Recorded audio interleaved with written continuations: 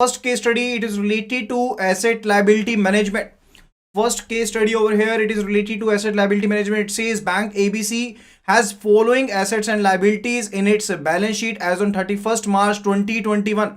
So the different assets and liabilities are given over here, like capital, reserves, current account deposits, saving bank account deposits, term deposits, borrowings, and all the other assets and liabilities are given. And further it is given that total assets is equal to total liabilities and is equal to 4 lakh crore, and it is equal to 4 lakh crore. And further it is said over there that the term loans have fixed rate of interest. It is mentioned over there that the term loans are having the fixed rate of interest. So we need to tell in the very first question, we need to answer that what is the amount of interest rate sensitive assets. So we need to calculate over here what is the amount of interest rate sensitive assets in this particular case. So first step that we'll be doing, that will be bifurcating these between the segregating the data between the assets and the liabilities. So capital, kindly please do let me know at the earliest. So if we form a table over here related to the assets and liabilities, what would be related to that? How we can basically solve the question over here? So let me first of all draw a table over here where we will be calculating we will be having the liabilities. So over here we are having the liabilities on the one side and further we are having assets on the other side. Okay, so first of all, first component, jaldi se jaldi you have to answer at the earliest. Capital belongs to what component? Capital is liability or assets? It is liability. It is a liability and it is given to be 4,000 crores over here. And further the reserves is also part of liability. And if we look at the current account deposits part, current account deposit, that is also what? That is also a liability. The current account deposits are also a liability. So whatsoever deposits you are having in the bank on your balance sheet, it will be on liability side. It will be your liability because you have an obligation so as to repay the deposits to the public itself. So it's your liability. So whether it is the current account deposits or it's a saving fund account deposits, both are liabilities. So we'll be writing it over here. Current account deposits and saving fund account deposits, both are liabilities. And further, if you are having the term deposits, we are having the term deposits, that is also a liability, that is related to term deposit. Then balances with other banks. So whatsoever balances that you are maintaining with the other banks, that basically that's a liability or asset. With regard of this particular part over here, that is balances with other banks, it is related to assets or liability. Kindly please do confirm at the earliest. Kindly please do confirm at the earliest. So we are having 1,20,000 over here and 1,20,000 crore over here in saving fund deposits. And in case of a term deposits, we are having it is equal to 1,20,000 again. Okay, so it basically belongs to what component over here? Balances with other banks is related to an asset. It is related to an asset. So when you are maintaining the balances with the other banks, what does it mean? That they have the obligation. So if I'm maintaining a balance with the bank ABC over here, in that particular case, I'll be saying they are having an obligation so as to pay back me those deposits. So it is my asset. It is my asset. So very right said, Priyanka Tejawat has answered at the earliest that these belong to the asset. So we will just writing it over here, bank balances. And the other component that it is related to investments in securities or the cash balances. Cash balances are basically what? Cash balances are also your asset. Cash is also your asset. And other than that, investments, if you are having many investments, those are also your assets. Then further, bills payable. Bills payable basically are those bills over here which have been discounted already. So those will be basically related to your assets over here. And further it is related to the cash credit component, that is the CC part of it, that is also asset. And further the term deposits, and then it is a fixed assets. Okay, so all are the assets over here. So let me write the components related to them against them. So bank deposits are basically we are having 60,000 crores. So it is a 60,000 crore amount. In cash, we are having 27,600. Investments are amounting rupees 60,000 again. Investment in securities is 60,000 again. Bills payable is 80,000 crores. And further CC component is related to 80,000 again. And then the term deposit, it is 80,000 again. And further fixed assets, it is 12,400. Okay, so we are now to take a total of both these sides. So 4,000 plus 24,000. that will be equal to 28,000. And further we need to calculate the, we need to find the total, we need to calculate the total over here. Okay, so we let me check if we have written write the right figures over here or not. So 4,000 and further 24,000 and further 24,000, then it is 1,20,000, 1,20,000, 1,20,000. And then it is a case related to what? It is a bank borrowing from Reserve Bank of India. We basically left that particular part, so we will be writing it over here. So it is a balances with the Reserve Bank of India. So whatsoever the balances you have maintained over there, so whatsoever the borrowings, not is balances, it is related to borrowings. Okay, so borrowings over here, it is basically related to what? It is related to your liability part. So whatsoever amount you have borrowed, that is given over here to be 12,000 crore. So if we take a total of these, so it will be 4,000 plus 24,000 is equal to 28,000, and further 12,000 from Reserve Bank of India, it is 40,000, and 3,60,000, so it is 4 lakh crore. So it is 4 lakh crore given in the question itself. We just cross-checked it. Okay, then further it is related to bank deposits you are having, bank balances with the other banks, and that is 60,000 plus so we'll take a total over here. So 60,000 plus 27600 plus investments that you are having 60,000, and further for the bills payable 80,000, and then it is 80,000 again, that is 1,60,000, and then it is a last one, that is a fixed assets, that is 12,400. That makes it 4 lakh crores. Now the question is asked from the number of candidates related that why bills payable are, how these are the assets. So these are those bills which have been discounted. That is why we have taken it as a asset over here. Okay, so these are basically related to those bills which have been discounted by the bank. Okay, so these will be taken on the asset side. Otherwise, if we look at the bills payable, it's a liability na, but in the books of the bank, if basically it's not a bill that is drawn on the bank, it relates to the bills those have been discounted by the bank. Okay, so these are basically the assets and liabilities. Now, what was the first question? That was related to what is the amount of the risk sensitive assets. So risk sensitive assets, that is RSA. These are those assets, if there is interest rate fluctuation in the market, if there is interest rate volatility, then these assets will be get affected. So first of all, we have to look at the what side? We have to look at the assets sides over here.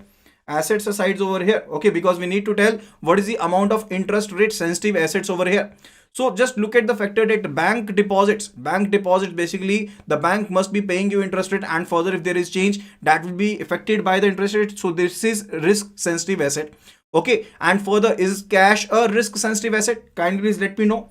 Kindly please do answer at the earliest. Is cash a risk sensitive asset? Is it affected by the change of interest rate? Yes or no? Kindly please do answer at the earliest. Is cash a risk sensitive asset? Yes or no? Third component, it is related to investment. So whatsoever investments you are having, it may be related to the capital market, it may be related to the securities market. Okay, so in that particular case, it is get affected by the interest rate volatility. So yes, it is a risk sensitive assets. And other cases, if it is bills payable, if you have discounted the bill, in that case, it's a particular part that you have lent to someone. Okay, so in that case also, it is affected by the interest rate change. And definitely CC part is also what? That is a cash credit that you have basically advanced or extended to the parties. In that case, if there is interest rate change, that will also be affected. That is also risk sensitive asset. So mostly all of them answer that cash is non-risk sensitive asset. Yes, definitely it's not risk sensitive, because it's a cash in hand. It relates to what? It relates to cash in hand. It will remain the same whatsoever the interest rate is there in the market itself. Okay, so term deposit that is given to be 80,000 part. Term deposit that is given to be 80,000 part. Is it over here? Is it basically relatedly? It is having the what? It is clearly mentioned in the question itself that the term loans have fixed rate of interest. That the term loans are having the fixed rate of interest. So if your term loans are having the fixed rate of interest, will there be any impact related to the interest rate change in the market? There will be no impact. there will be no impact, so it will not be covered. And also if we look at the fixed assets, if also we looked at the fixed assets over here, the interest rate does not impact the fixed assets. Okay, so the only assets which are risk sensitive assets will be the bank deposits, that is the 60,000 component, that is a 60,000 component, plus the investments, that is again 60,000 component. Then it is a bills payable, that is a 80,000 component, and again the CC limit, that is a 80,000 component. So it is 1,60,000, that is 80 plus 80 is 160, plus 60 is equal to 220, and 60, that is equal to 280. So it will be equal to 2,80,000 crores. So 2,80,000 crore of the assets are the risk sensitive assets. So I'm writing it over here. So risk sensitive assets are 2,80,000 crores. So we will just writing it 280k over here. Is that clear? Okay, so that is related to the first question. I hope that this particular part is clear. I hope that this particular part is clear, that the total amount of the assets which is affected by the interest rate is 2,80,000 crore. Okay, next question goes like the question number 2 over here. It is related with the what is the amount of the interest rate sensitive liabilities. So over here we need to find out the total number of assets, which total number of liabilities which are basically affected by the rate of interest. Okay, so we are basically to calculate RSL. We have to calculate RSL, that is risk sensitive liabilities. Okay, so risk sensitive liabilities would be those liabilities if the interest rate volatility or interest rate change is there, the value of these liabilities will be altered. Value of these liabilities will be altered. Okay, now the risk sensitive liabilities is capital risk sensitive, is a risk sensitive liability. Capital, is capital a risk sensitive liability? Kindly please do answer at the earliest. Kindly please do answer at the earliest. In case of current account also, we paid no interest is paid. In case of current account deposits, no interest is paid. So it is also not what? It is also not risk sensitive asset. In the case of saving fund, the interest rate is paid. It is what? It is what? It is risk sensitive liability, not asset. It is risk sensitive liability. And the term deposits, in the case of the term deposits, these are also what? These are also are the term deposits risk sensitive? Yes or no? Are the term deposits, I'm writing 2 over here, you need to answer writing 2, because otherwise it will be I'll be getting confused related to that you have answered related to capital or what else. Okay, so first of all let me tell you related to capital and the reserves. Capital and reserves are not risk sensitive. These are not risk sensitive. Okay, so these are also not what? These are also not risk sensitive. Now you need to answer me writing number 2 over here, that is term deposit risk sensitive? Yes or no? Is term deposit risk sensitive? Yes or no? And also Reserve Bank of India, the balances, the borrowings from the Reserve Bank of India, is it risk sensitive? Yes, it is risk sensitive. Related to the term deposit, yes, it is risk sensitive. It is a risk sensitive over here. It is a risk sensitive over here. If the repricing is there, in that case it is a risk sensitive. In that case it is a risk sensitive. Is that clear?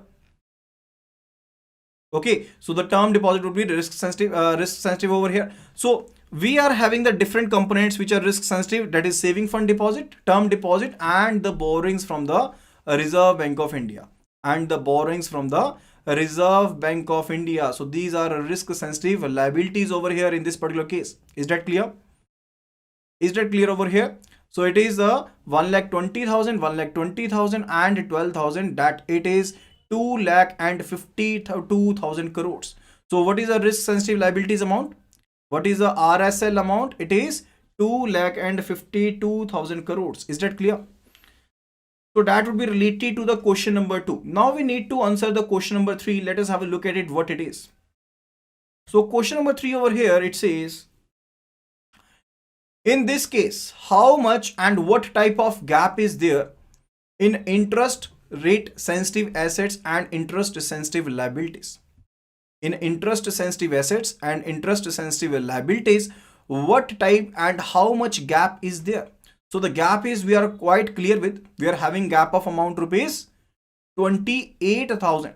28,000 crores is the gap between the RSA and RSL, and RSA is exceeding RSL. this is exceeding RSL over here. So RSA is greater than RSL. RSA is a 2,80,000 and RSL is a 2,52,000. The gap is 28,000 crores. The gap is amounting rupees to 28,000 crores. And what type of gap this is? Is this a positive gap or a negative gap?